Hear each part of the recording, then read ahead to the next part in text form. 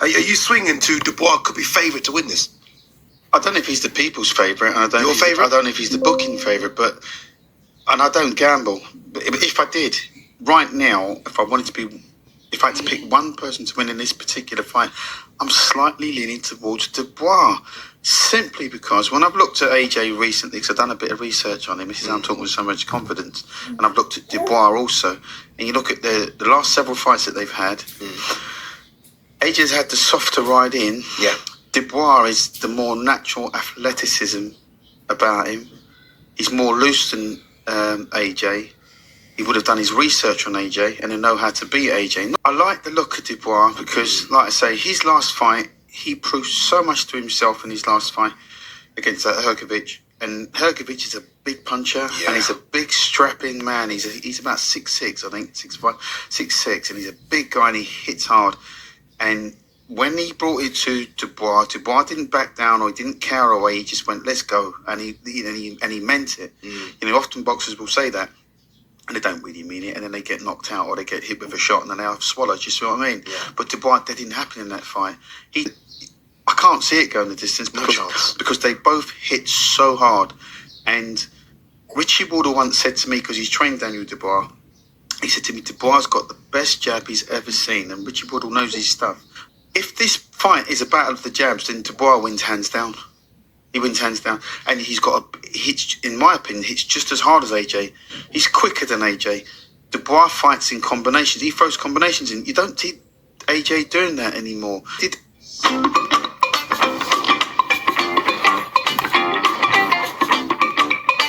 Hello fight fans, welcome to Knockout Kills Boxing News.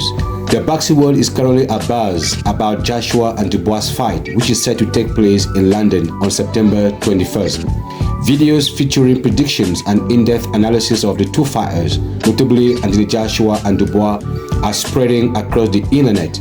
Regarding this fight, remarks and opinions are varying widely. Some are grounded in the realities of the sport, while others are based on personal preferences.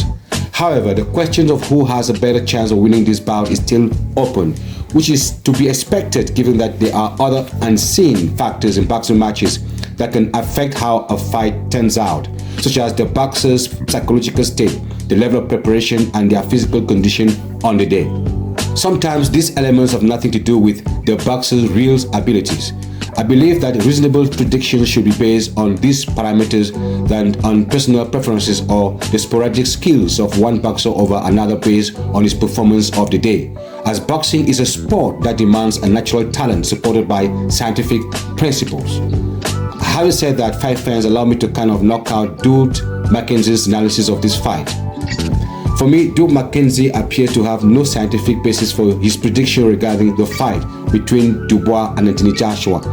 At the very least, it appears that his analysis of the qualities that both boxers have displayed is flawed.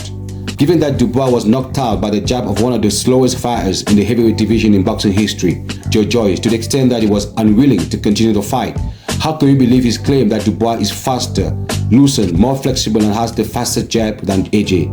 How can we comprehend that the two boxers that Dubois recently faced, Gerald Big Baby Miller and Hrgovic, were superior opponents to the ones Joshua faced? In my opinion, Hrgovic is the only opponent of true caliber I would contemplate for Dubois. Big Baby Miller doesn't rank highly enough, as his ability to box as a pure non-juice boxer hasn't been demonstrated yet. He is a boxer who has allegedly used cheating to win fights. The only bout in which he competed as a pure boxer in my record without any juice was a loss. As a result, his stamina has suffered greatly, as we have all witnessed in the Dubois fight. Consequently, until the contrary is demonstrated, he cannot be considered a caliber boxer. Personally, I believe Anthony Joshua is one of those fighters who does not receive all the credits he deserves. You might call me an AJ fan, I love both guys, but boxing analysis should be based on the reality. There's no way Dubois is quicker and faster than AJ. In fact, few people are aware of how much AJ's boxing abilities have changed over the years. Gone are the days when AJ was a raw, physical fighter. AJ has now become more of a tactical, technical, and precise fighter who reads his opponent's flaws real quick in the early minutes of the fight and apply appropriate attacking and counter-punching strategies to knock them out. In his boxing, the emphasis was on brutality and strength rather than mental dexterity.